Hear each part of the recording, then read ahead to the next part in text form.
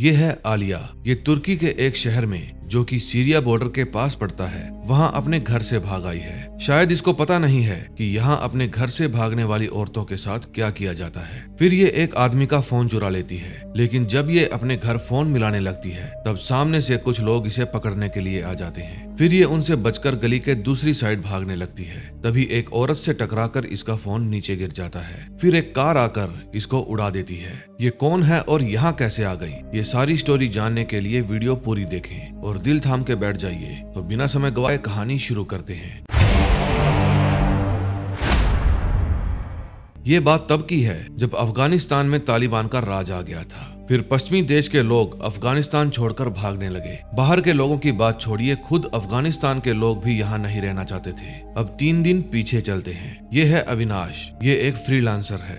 ये पैसों के लिए किसी को भी मार सकता है। फिलहाल ये इजराइल में है और यहाँ की खुफिया एजेंसी मोसाद के एक मेंबर से मिलने आया है। वो इसको हुसैनिया नाम के एक ईरानी आतंकवादी को मारने का कॉन्ट्रैक्ट देता है। हुसैनिया ने एक ही दिन में 4 अलग अलग देशों में इजराइल के दूतावास को बम से उड़वा दिया था। इसीलिए ये हुसैनिया को किसी भी हालत में मरवाना चाहते हैं। फिलहाल हुसैनिया अमेरिकी फौजियों की गिरफ्त में है जो उसको काबुल से अमेरिका ले जाने वाले हैं। अविनाश को ये काम डॉक्टर आरिफ अजमल ने दिलाया है और इस काम के लिए इनको काफी मोटी रकम मिली है। फिर अविनाश तजाकिस्तान में जाकर अपने बाकी दोस्तों से मिलता है। ये सभी भी फ्रीलांसर हैं और सब मिलकर काम करते हैं। फिर ये अफगानिस्तान में जाकर हुसैनिया को मारने का प्लान बनाते हैं। ये सब अलग अलग देशों से है, कोई एक्स पुलिसमैन तो कोई एक्स मिलिट्री मैन है। फिर ये अमेरिकी फौजियों की ड्रेस पहनकर अफगानिस्तान एयरबेस पर जाते हैं। वहां जाकर ये सब हुसैनिया को ढूंढते हैं, लेकिन वो कहीं भी नहीं मिलता। तभी इनका एक साथी इनको हुसैनिया की एग्जैक्ट लोकेशन बताता है। फिर ये लोग अमेरिकी फौजियों को घात लगाकर मारते हैं और हुसैनिया तक पहुंच जाते हैं। फिर अविनाश हुसैनिया के पास जाता है और उसे ठोक देता है। फिर ये अपने काम को पूरा करके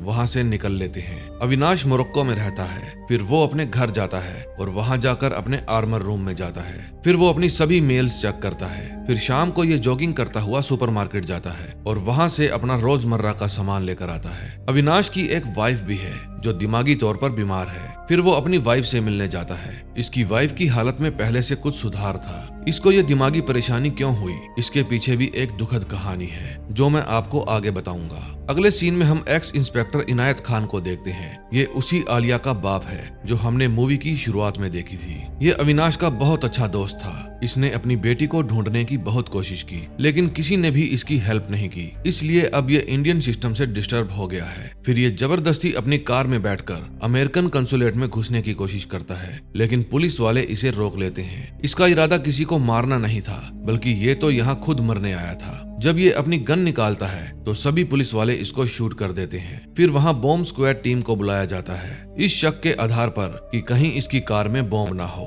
लेकिन इसकी कार में ना तो बॉम्ब था और ना ही इसकी गन में बुलेट। इस घटना के बाद डॉक्टर आरिफ अविनाश को फोन करके बताते हैं कि जल्दी से CNN देखो। उसमें दिखाया जा रहा था कि इनायत खान ने कई लोगों को मारने की कोशिश की। अब ये सच में टेररिस्ट अटैक था या फिर सुसाइड, कुछ कहा नहीं जा सकता। कई साल पहले अविनाश और इनायत खान बहुत अच्छे दोस्त हुआ करते थे। इन दोनों की जोड़ी धर्मवीर की जोड़ी थी। अक्सर इन दोनों की फैमिली डिनर पर भी इकट्ठा जाया करती थी। एक रात इनायत खान अविनाश को कहता है, पता नहीं कौन सी गोली पर हमारा नाम लिखा हो, वादा कर अगर मुझे कुछ हो गया तो मेरी वाइफ सबीना और मेरी बेटी आलिया का ख्याल रखेगा।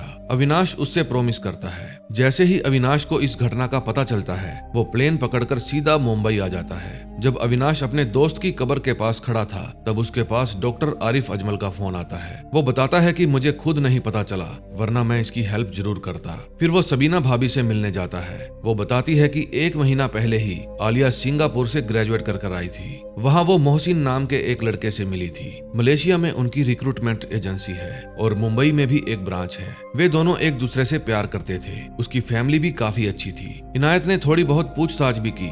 सबने ये बताया कि फैमिली बहुत अच्छी है, सब ठीक ठाक लग रहा था। फिर हमने पिछले महीने 22 तारीख को उनका निकाह करवा दिया। फिर 1-2 दिन बाद हम उनको रुखसत करने के लिए एयरपोर्ट गए। बस वही हमने आलिया को आखिरी दफा देखा था। दूसरे ही दिन इनायत को आलिया का फोन आया। वो बोली कि हम सब लोग वेकेशन मनाने के लिए इस्तांबुल आ गए हैं। वहाँ जाकर वो बहुत खुश थी। वो हमसे हर रोज बात किया करती थी, लेकिन एक दिन अचानक से उन सब के फोन बंद आने लगे। फिर इनायत ने मलेशिया और इस्तांबुल एजेंसियों के साथ बात की, लेकिन वहाँ उनका कोई भी रिकॉर्ड नहीं था। इनायत को अंदाजा हो गया था कि क्या हुआ होगा। जब उसने अपने साथी पुलिस वालों से बात की तो उन्होंने भी उसकी कोई हेल्प नहीं की। जब वो मंत्री से मिलने गया तो मंत्री भी उसे इग्नोर मारकर चला गया। इनायत खुद को लाचार महसूस कर रहा था। परसों जब वो अपने घर से जल्दी निकले तो मैंने करीब 11 बजे उनके साथ फोन पर बात की। बस उसके ही कुछ देर बाद ये सब हो गया। इनायत को यकीन था सिर्फ तुम ही आलिया को वापस ला सकते हो, लेकिन तुम्हारा कॉन्टैक्ट नंबर नहीं था। अविनाश कहता है अगर इनायत के पास मेरा मोबाइल नंबर होता तो पहले ही कोई ना कोई उसे मार चुका होता। फिर वो मोहसिन के मुंबई वाले घर का एड्रेस पूछकर वहां जाता है। वो घर लॉक था। फिर उनके सामने वाले फ्लैट में रहने वाली लेडी बताती है पहले जब भी वे आया करते थे बहुत मिलते जुलते थे, लेकिन अब की बार जब वे आए तो अलग ही बिहेव कर रहे थे। वे हर समय फरद खाला के साथ रहते थे। वो उनकी दूर की रिश्तेदार है और सबके रिश्ते में कहीं ना कहीं से निकल ही आती है फरद खाला। फिर अविनाश उसके घर का एड्रेस पूछकर वहां पहुंच जाता है। फरद खाला पूछती है क्या आप पुलिस वाले हैं? अविनाश कहता है नहीं, फैमिली से हूँ। उन सबके फोन बंद आ रहे हैं, इसलिए चिंता हो रही थी। क्या बात करती थी आप उनसे?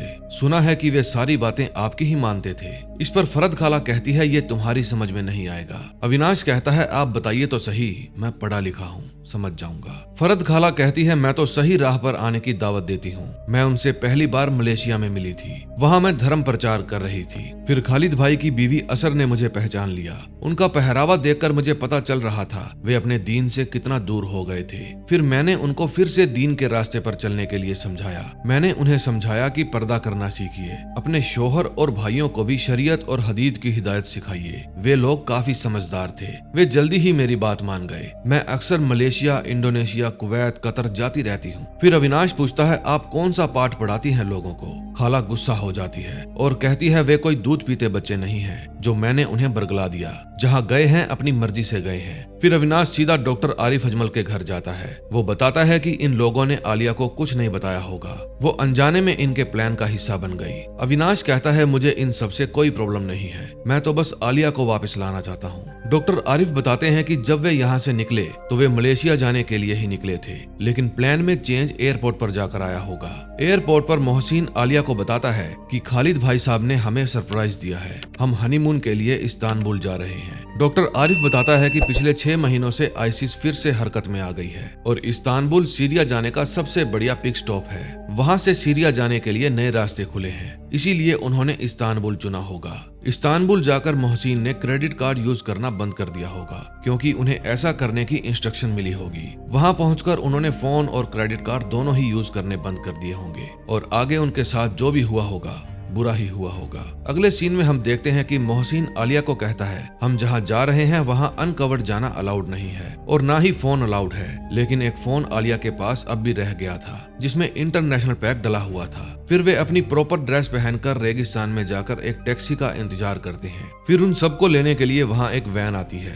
आलिया को अब भी नहीं पता था ये लोग उसे कहाँ लेकर जा रहे हैं। रास्ते में उनके पासपोर्ट चेक किए जाते हैं। आलिया मोहसिन से पूछती है यहाँ इतनी चेकिंग क्यों हो रही है? पहले तो कहीं नहीं हुई। मोहसिन कहता है ये जगह सीरिया बॉर्डर के पास है, इसीलिए हो रही है। हमारा होटल बस आने ही वाला है। फिर ड्राइवर मकसूद भाई के पास फोन करता है और कहता है कि कोरियर आ रहा है और फिर मकसूद खलीफा को जाकर बताता है कि और नई भर्तियां हो रही हैं। खलीफा उसे कहता है कि इंशाल्लाह तुम अच्छा काम कर रहे हो, इसी तरह लगन से काम करते रहोगे तो एक दिन हमारी ही जीत होगी। फिर वे मर्दीन बॉर्डर पहुंच जाते हैं। वहाँ होटल में आलिया अपने शोहर को कहती है यहाँ नेटवर्क भी नहीं है, ये हम कहाँ आ गए हैं। अब मोहसिन के भी तेवर बदल चुके थे। वो कहता है कि हमने आईसिस ज्वाइन कर ली, हम सीरिया जा रहे हैं। ये बात सुनकर आलिया के पैरों तले जमीन निकल जाती है।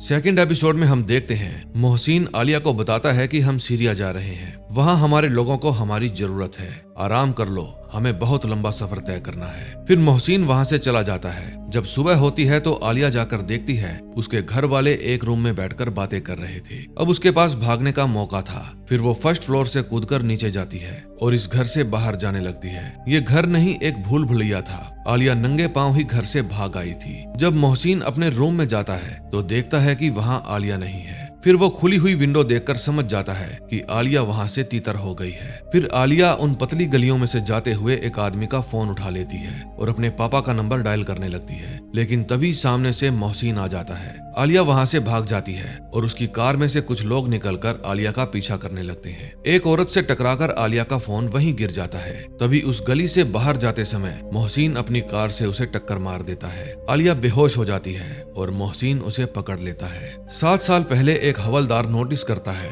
एक होटल रूम में एक लड़की बंद है और वो मदद के लिए पुकार रही है। फिर हवलदार इंस्पेक्टर अविनाश को फोन करके बुलाता है। होटल का मैनेजर बताता है कि ये होटल जयंत जोगी का है। वो होम मिनिस्टर DK पाटिल का साला है। उन्होंने ही दरवाजा न खोलने को कहा है। लड़की का थोड़ा बकाया बाकी है। इनायत खान कहता है दरवाजा नहीं खोलेगा तो तू भी सीधा जेल जाएगा। मैनेजर डर के मारे दरवाजा खोल देता है। फिर जयंत जोगी खुद पुलिस स्टेशन जाता है और इनायत खान को कहता है अभी की अभी मुझे वो लड़की वापस चाहिए। इनायत खान कहता है कि उस लड़की ने तुम्हारे खिलाफ कंप्लेंट लिखवाई है, लेकिन जयंत जोगी अनाप शनाप बोलने लग जाता है। उसकी बातें सुनकर अविनाश को गुस्सा आ जाता है और वो एक गर्मा गर्म झापड़ जयंत जोगी के कान पर पेल देता है। फिर कमिश्नर उनको जबरदस्ती जयंत जोगी से माफी मांगने के लिए भेजता है। होम मिनिस्टर उन लोगों को नीचे बैठने के लिए कहता है। फिर वे दोनों नीचे बैठ जाते हैं। अविनाश जयंत जोगी से माफी मांगता है। होम मिनिस्टर कहता है कल असेंबली में आकर सबके सामने माफी मांगना। अविनाश कहता है सर माफी नहीं मांगूंगा तो भी आप निकाल देंगे, असेंबली में आकर माफी मांगूंगा तो भी नौकरी जाएगी। गंजा होम मिनिस्टर उसे फिर से असेंबली में आकर माफी मांगने के लिए कहता है। फिर इनायत खान दरवाजा बंद कर देता है और अविनाश जयंत जोगी को एक और झापड़ देता है और एक झापड़ होम मिनिस्टर को भी देता है। बस इसी तरह इन दोनों की नौकरी चली गई थी।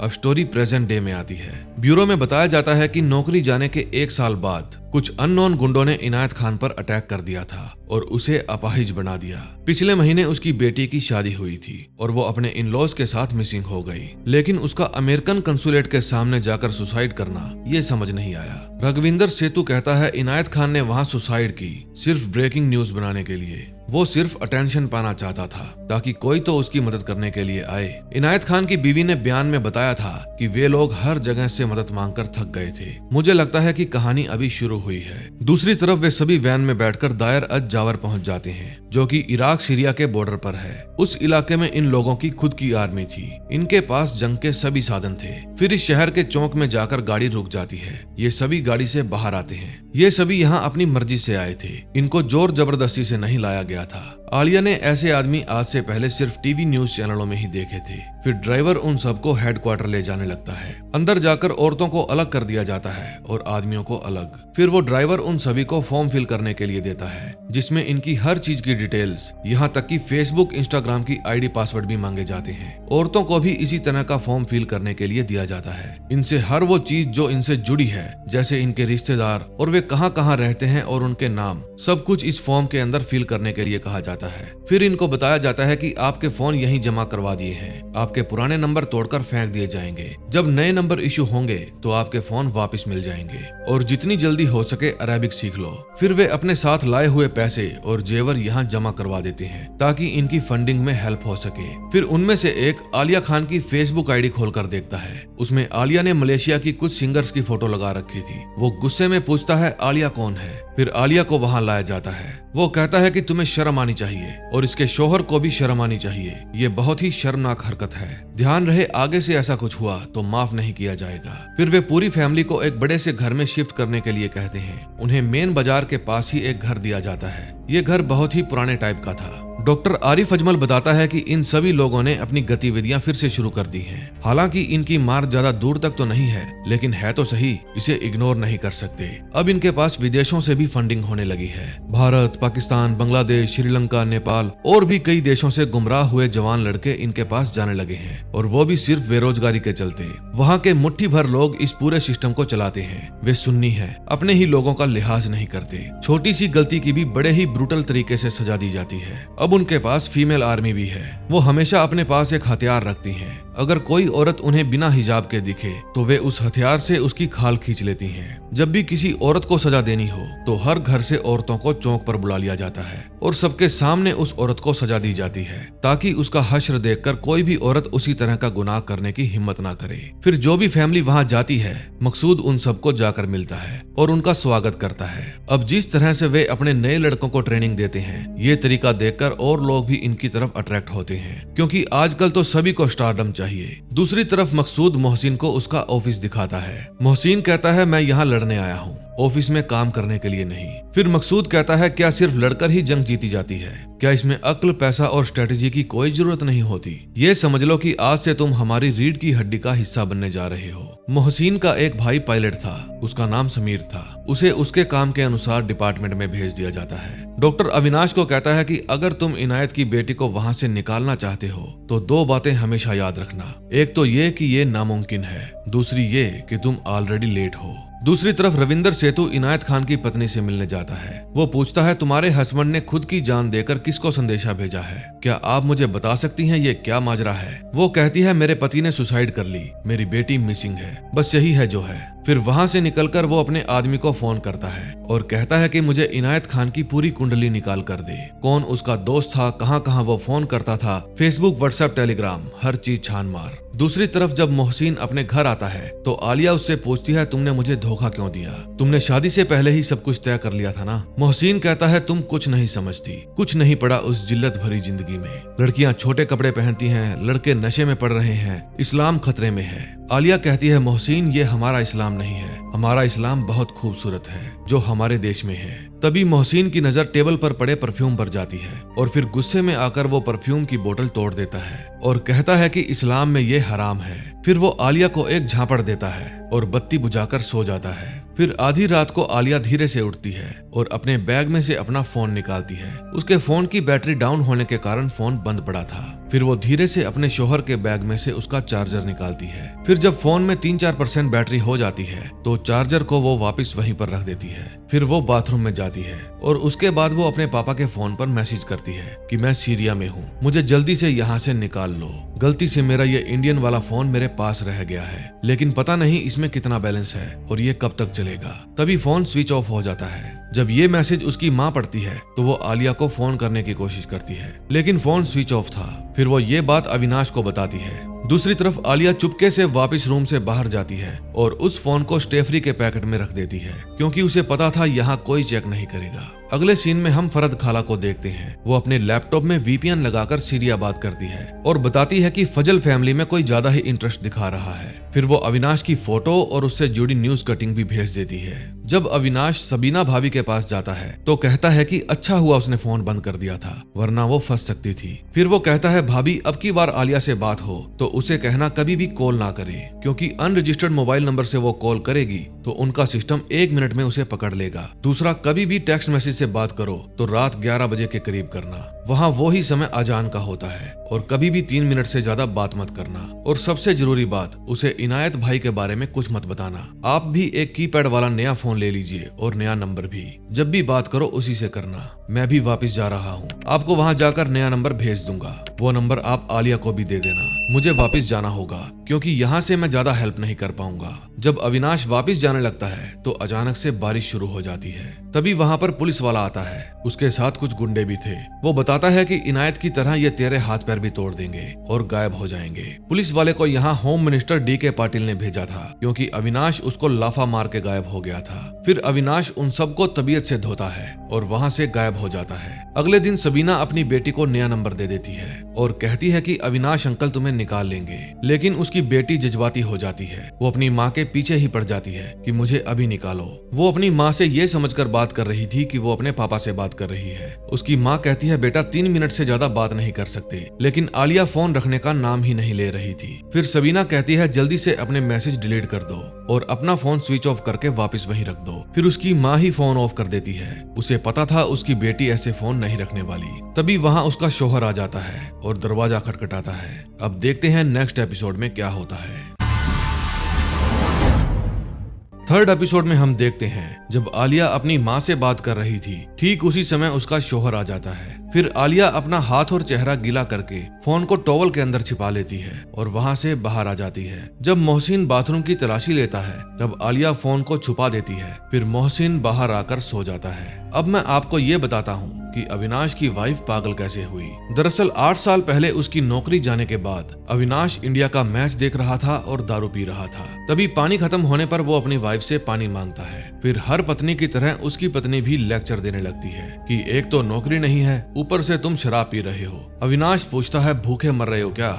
फिर जब वो बोतल उठाकर ले जाने लगती है तब अविनाश गुस्सा हो जाता है। फिर उसकी वाइफ अपने बेटे को लेकर घर छोड़ने का फैसला करती है। अविनाश को फिर भी परवाह नहीं थी। वो फिर से शराब पीने लगता है और मैच देखने लगता है। उसकी वाइफ गुस्से में नीचे जाती है और अपने बेटे को कार में बिठा देती है। उसके बेटे का टेडी बियर बाहर ही गिर जाता है। जब वो अपने टेडी को उठाने जाता है तो ठीक उसी समय उसकी माँ कार बैक कर देती है और उसका बेटा कार के नीचे आकर खत्म हो जाता है। इस घटना को वो कभी भुला नहीं पाई और तब से ही उसके दिमाग का इलाज चल रहा है। अब कहानी प्रेजेंट में आती है। रविंदर सेतु को पता चलता है कि ये आदमी रात को सबीना से मिलने गया था। दबे और उसके आदमियों ने उसको रोकने की भी कोशिश की, लेकिन उसने अकेले ही सभी को पीट डाला। सेतु कहता है एक आदमी दबे के पीछे लगा और एक आदमी इसके। फिर अविनाश अपने लिए एक नया नंबर खरीदता है और फिर ये नंबर सबीना भाभी को भेज देता है। दूसरी तरफ दबे डॉक्टर आरिफ अजमल के पास जाता है और अविनाश के बारे में पूछताछ करता है। डॉक्टर आरिफ कहते हैं वो जहाँ से आया था वापिस चला गया, अब जाकर एयरपोर्ट से पता करो। फिर दबे उसके बारे में डिटेल से बताने को कहता है। डॉक्टर आरिफ कहते हैं कि अगर मैंने उसके बारे में तुम्हें कुछ भी बताया तो वो मेरे साथ साथ तुम्हें भी ठोक डालेगा। दबे कहता है home minister DK Patil directly interested हैं इस केस में। डॉक्टर आरिफ बताता है कि अविनाश ने मुंबई पुलिस से भागकर एक ऐसी संस्था ज्वाइन की जिसमें सभी या तो एक्स आर्मी मैन है या फिर पुलिस मैन। मतलब समझो कि 25 से 30 टेररिस्ट इलीगली किसी मुल्क में घुस गए और वो पकड़े गए, ना पासपोर्ट ना वीजा। अब उस मुल्क को एम्बेसी या बॉर्डर सिक्योरिटी नहीं जाना, नहीं तो बेवजह ह्यूमन राइट्स फलाना ढिमकाना सब कुछ झेलना पड़ता है। ऐसे में एक रेडिएशन फ्लाइट चुपचाप उस मुल्क के किसी नॉन कमर्शियल एयरफील्ड पर उतरता है और उन टेररिस्ट का सफाया कर देता है, वो भी अनऑफिशियली। ये है अविनाश। अब जो बताने जा रहा हूँ उसे ध्यान से सुनो और पाटिल साहब को बताओ। अविनाश आज एक अलग लेवल पर है। अब की बार उसके साथ उलझे तो बहुत पछताओगे। अगले सीन में हम देखते हैं कि अविनाश CNN की ऑफिशियल वेबसाइट पर ईमेल भेजता है जिसमें वो बताता है कि US से ट्रेंड पायलट समीर फजल ने अपनी फैमिली के साथ आईसिस ज्वाइन कर ली है। फिर वो डॉक्टर आरिफ को बताता है कि इस मेल के कारण CIA भी अलर्ट हो जाएगी। तभी उसके पास USA से CIA एजेंसी से फोन आता है। Director of intelligence mister Burt Raphael कहते हैं हमें आपकी भेजी हुई मेल के बारे में जानकारी मिली है, क्या ये सही है? अविनाश कहता है जी हाँ। मिस्टर बर्ट कहते हैं कि अगर ये गलत हुई तो हम आपके खिलाफ भी एक्शन ले सकते हैं। फिर अविनाश डॉक्टर आरिफ को बताते हैं कि CIA ने अपना इंटरेस्ट दिखा दिया है। फिर अविनाश बताता है कि अमेरिकन कंसुलेट पर अटैक की जिम्मेदारी आईसिस ने ली है, कुछ किया तो है नहीं, फ्री की पब्लिसिटी मिल गई। अगले सीन में हम देखते हैं कि मकसूद समीर के पास जाता है। फिर वो उसे अविनाश की फोटो दिखाकर पूछता है क्या तुम इसे जानते हो? समीर मना कर देता है। फिर मकसूद वही फोटो उसके बड़े भाइयों को दिखाता है, वे भी उसे नहीं पहचानते थे। मकसूद कहता है अपनी बीवियों से पूछो, शायद उन्हें कुछ पता हो। फिर मकसूद भाई मोहसिन के पास जाता है। वो मोहसिन से पूछता है कि तुम्हारी बीवी के फादर इनायत खान क्या पुलिस में थे? मोहसिन बताता है कि उन्हें पुलिस की जॉब छोड़े बहुत अरसा हो गया था। इंडिया में दबे होम मिनिस्टर डीके पाटिल को अविनाश के बारे में जाकर बताता है। वो बताता है कि वो पहले वाला अविनाश नहीं है, अब वो CIA, मसाद, साइड मतकल, MI जैसी एजेंसियों के लिए काम करता है। वो घंटों में अपनी बड़ी टीम खड़ी कर सकता है, कत्ल को एक्सीडेंट दिखा सकता है, new method, new technologies, multiple passports, high profile contacts, modern chemical attacks, biokills, ये सब उसके काम का हिस्सा है। उसको आप में कोई इंटरेस्ट नहीं है, अगर आप उसमें इंटरेस्ट लेंगे तो वो भी लेगा, फिर कोई भी आपको बचा नहीं पाएगा। ये बात सुनकर डीके पाटिल की फट जाती है। रात को जब मोहसिन अपने घर जाता है तो मौका देखकर वो अपने रूम में जाकर आलिया की अलमारी चेक करता है। तभी आलिया वहां आ जाती है। फिर वो दरवाजा बंद करके आलिया से पूछता है क्या तुमने घर पर किसी को फोन किया था? आलिया कहती है ना ही फोन है ना ही लैपटॉप, कैसे फोन करूंगी?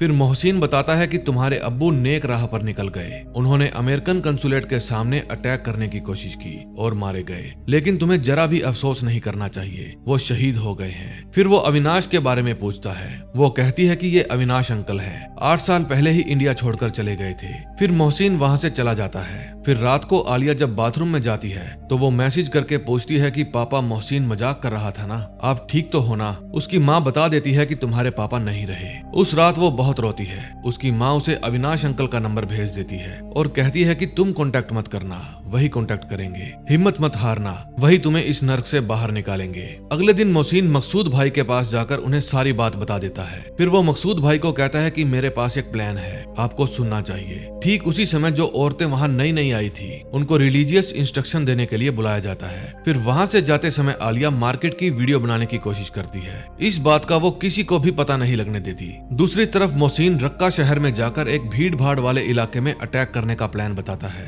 और इस प्लान को वो खुद अपनी बीवी के साथ जाकर पूरा करने की बात करता है। उसका भाई कहता है सुसाइड बॉम्ब। मकसूद कहता है घटिया बात मत करो, ये सीधा हमला है, इस्लाम में खुदकुशी गुनाह है। फिर मोहसिन का बड़ा भाई खालिद कहता है कि इस काम को अंजाम मैं और मेरी बीवी देंगे। मोहसिन कहता है प्लान मेरा है तो हम जाएंगे। दूसरी तरफ जो लेडी आलिया के साथ जा रही थी वो पंजाबी फैमिली से थी। वो बताती है कि मेरी शादी इंग्लैंड में हुई थी और मेरे हस्बैंड मुझे यहाँ ले आए, पर कोई ना, धीरे धीरे आदत पड़ जाएगी। फिर वे थोड़ा हंसने लगती है। तभी पास में खड़ी लेडी अपने हथियार से उसको चुप करा देती है और ये बेहुदा हरकतें करने के लिए मना करती है, यानी हंसने के लिए। फिर इन दोनों को अपने जिंदा होने पर भी गुस्सा आने लगता है क्योंकि ये जन्नत में से निकलकर नरक में आ गई थी। अगले सीन में हम मिस्टर बर्ड रफेल को देखते हैं। उसके पास उसकी कुलीग राधा बख्शी आती है। वो बताती है कि मैंने पता लगाया है, फजल फैमिली करीब 6 हफ्ते पहले सीरिया आ गई थी। समीर भी उनमें से एक ही है जिसने यूएस से पायलट की डिग्री हासिल की थी। मिस्टर बर्ड कहते हैं कि इसका मतलब अविनाश सच कह रहा था। फिर राधा बख्शी अविनाश को कांटेक्ट करती है और उसे कल सुबह 11 बजे बताए हुए एड्रेस पर आने को कहती है।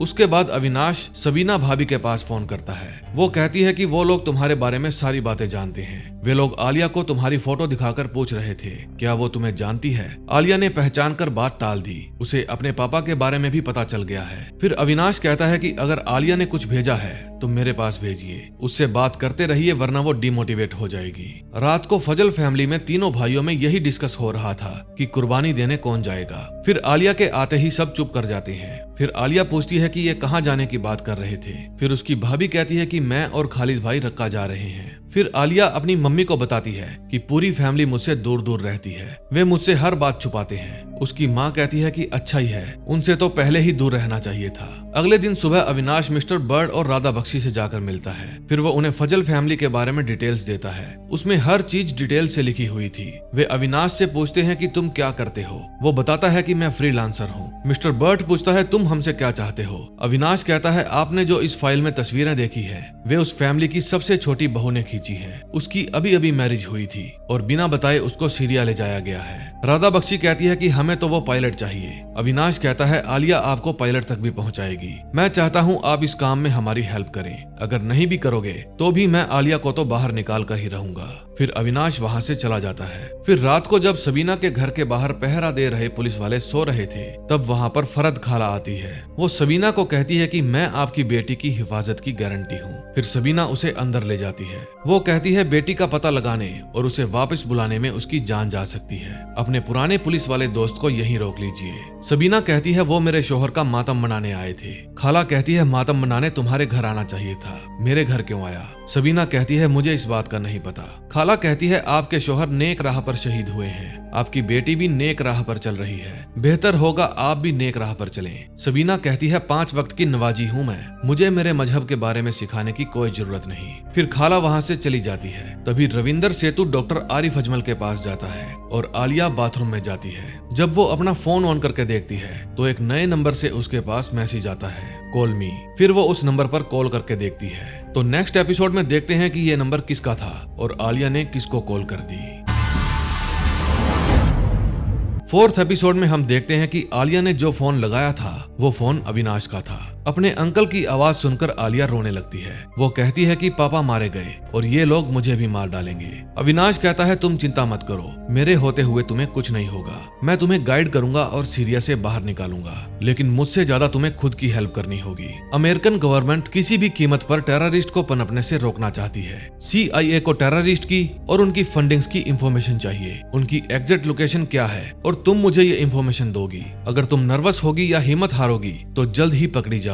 तुम्हें शांत रहना होगा, तुम एक बहादुर लड़की हो, तुम्हारी फैमिली में कौन कौन है और आईसिस के लिए क्या क्या करते हैं, मुझे सभी डिटेल्स चाहिए। जब जब तुम्हें बाहर जाने का मौका मिले तो बाहर जाओ, गलियों के नाम, बिल्डिंग्स के नाम, सब कुछ नोट करो। फिर 3 मिनट होते ही अविनाश फोन कट कर देता है। रविंदर सेतु जो डॉक्टर आरिफ अजमल के घर गया था, वहाँ वो अविनाश की फोटो दिखाकर पूछता है ये कौन है। डॉक्टर आरिफ कहते हैं अविनाश कामत। सेतु कहता है ये तो मुझे भी पता है, लेकिन इसके बारे में कोई भी डिटेल्स नहीं मिली। ऐसा लगता है इसने अपने सभी अकाउंट्स इरेज कर दिए हैं। क्या ये घोस्ट है? और ये घोस्ट आपसे मिलने क्यों आया था? कौन है ये अविनाश? डॉक्टर आरिफ कहते हैं कि अगर पूछताछ करना चाहते हो तो वारंट लाने का कष्ट करना होगा। सेतु कहता है मैं फिर आऊंगा। फिर अगले दिन अविनाश डॉक्टर आरिफ को बताता है कि मेरी सीआईए के साथ मीटिंग सही रही। अगर सीआईए ने हमारी हेल्प नहीं की तो मैं चाहे कुछ भी करूं, वो मेरे खिलाफ ऑब्जेक्शन नहीं लेंगे। फिर अविनाश सबीना भाभी की सिक्योरिटी बढ़ाने के लिए कहता है। डॉक्टर आरिफ बताता है कि आईबीएस रघुवेंद्र सेतु भी तुम में इंटरेस्ट ले रहा है। फिर अविनाश कैप्टन बराड़ के पास फोन करता है और उससे मिलने के लिए कहता है।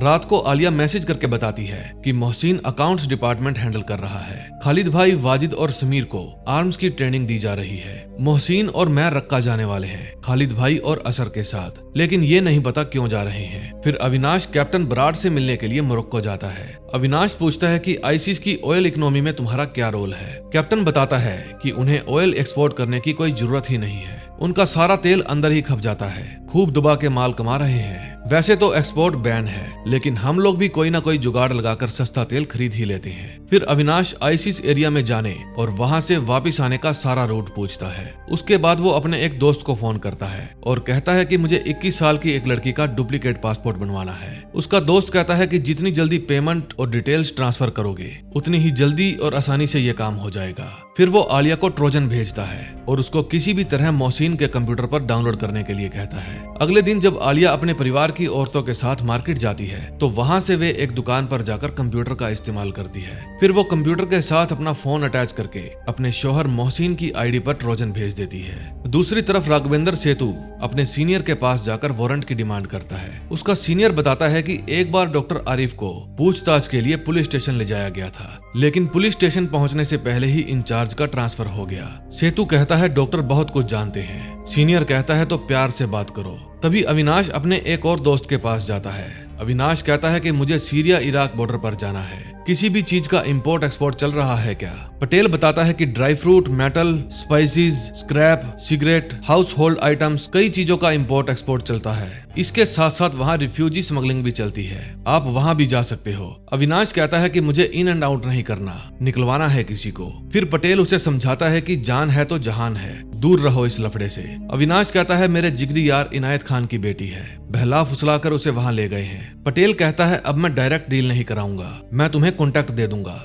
अब जो करोगे तुम खुद करोगे। फिर मोरक्को के एक स्लीपर सेल को अविनाश की तस्वीर भेज दी जाती है। उधर रात को जब मोहसिन अपनी आईडी खोलता है तो देखता है उसकी आईडी पर आलिया ने एक GIF फाइल भेजी हुई है। फिर वो उसे डाउनलोड कर लेता है। उसके ये फाइल डाउनलोड करते ही उसका सिस्टम हैक हो जाता है और उसके कंप्यूटर का सारा डेटा अविनाश के कंप्यूटर में आ जाता है। दूसरी तरफ मिस्टर बर्ट और राधा बख्शी अपने सीनियर्स को सारा मैटर बताते हैं ताकि वो इस पर विचार कर सके। अब फजल फैमिली को उनके मोबाइल फोन्स वापस दे दिए जाते हैं। आलिया ये बात अविनाश को बताती है। अविनाश कहता है तुम सिर्फ पुराना फोन यूज करना, मुझे नाम के साथ साथ सबके नंबर्स भी टेक्स्ट करो, ये हमारे लिए यूजफुल होगा। तभी अविनाश के पास राधा बख्शी का फोन आता है, वो उसे मिलने के लिए बुलाती है। अविनाश उनको फजल फैमिली के सभी नए मोबाइल नंबर और नाम देता है। मिस्टर बर्ट कहता है कि अगर हमारे पास उस लड़की की एग्जैक्ट लोकेशन हो तो शायद हम उसे रेस्क्यू कर सकते हैं, लेकिन पहले वे पायलट की डिटेल्स और लोकेशन मांगते हैं। अविनाश कहता है मैं यहाँ कोई सौदा करने नहीं आया। फिर वे अविनाश को एक पेन ड्राइव देते हैं और उसके अंदर GIF फाइल थी। मिस्टर बर्ट कहता है कि ये फाइल तुम उस लड़की को भेज देना और उसको कहना कि अपने शौहर के कंप्यूटर में ओपन कर दे, फिर उसके कंप्यूटर की सारी डिटेल्स हमारे पास आ जाएगी। लेकिन उनको ये नहीं पता था कि अविनाश ये पहले ही कर चुका है। फिर अविनाश एक नया फोन खरीदता है और वो GIF फाइल उस फोन के जरिए एक नए नंबर पर फॉरवर्ड कर देता है और फिर वो उस फोन को तोड़कर डस्टबिन में फेंक देता है। अगले सीन में हम देखते हैं कि खलीफा मकसूद को ऑर्डर देता है कि पायलट और उसके परिवार की हिफाजत हमारे लिए जरूरी है। फिर मकसूद अपने आदमियों को कहता है पायलट और उसके परिवार को हर तरह से महफूज रखना है, लेकिन हफ्ते में 2 दिन उनके घर की तलाशी भी लेनी है, मोबाइल और लैपटॉप सब चेक करते रहना, क्योंकि इस फैमिली की वजह से और भी लोग हमें इंटरेस्टेड हो रहे हैं और अब वो फैमिली हमें 2 शहीद भी देने जा रही है। उधर खालिद भाई अपने भाइयों से आखिरी बार मिलते हैं। असर जाते समय आलिया को कहती है मोहसिन को बेटे देना जो दीन पर कुर्बान हो सके। फिर वो रक्का के लिए निकल पड़ते हैं। आलिया और मोहसिन उन्हें छोड़ने के लिए आए थे। वे उन्हें एक चौक के बीच में छोड़कर वहाँ से चले जाते हैं। आलिया अब भी अनजान थी कि यहाँ क्या होने जा रहा है। फिर मोहसिन उस जगह के ऑपोजिट जहां उसने अपने बड़े भाई को छोड़ा था, एक छत पर जाकर खड़ा हो जाता है और मोबाइल में वीडियो शूट करने लगता है। खालिद भाई और असर एक भीड़ भाड़ वाले बाजार के अंदर चले जाते हैं और ट्रिगर दबा देते हैं। उस मार्केट में विस्फोट हो जाता है और ये सब मोहसिन दूर खड़ा रिकॉर्ड कर रहा था। ये सब देखकर आलिया की रूह कांप जाती है। अब देखते हैं नेक्स्ट एपिसोड में क्या होता है। दोस्तों, अभी तक इस वेब सीरीज के 4 ही एपिसोड आए थे, इसीलिए मैंने ये 4 एपिसोड अपलोड नहीं किए थे। लेकिन अब इसके नेक्स्ट एपिसोड आ चुके हैं और मैं कोशिश करूंगा अगली ही वीडियो में मैं उनको एक्सप्लेन करके आपके लिए ला सकूं। बस मैं आपसे इतनी ही गुजारिश करता हूं कि जाते जाते आप हमारा चैनल जरूर सब्सक्राइब कीजिए, ताकि मैं कोई भी वीडियो लेकर आऊं तो आपसे मिस ना हो। तो मिलते हैं नेक्स्ट वीडियो में। Till then bye bye.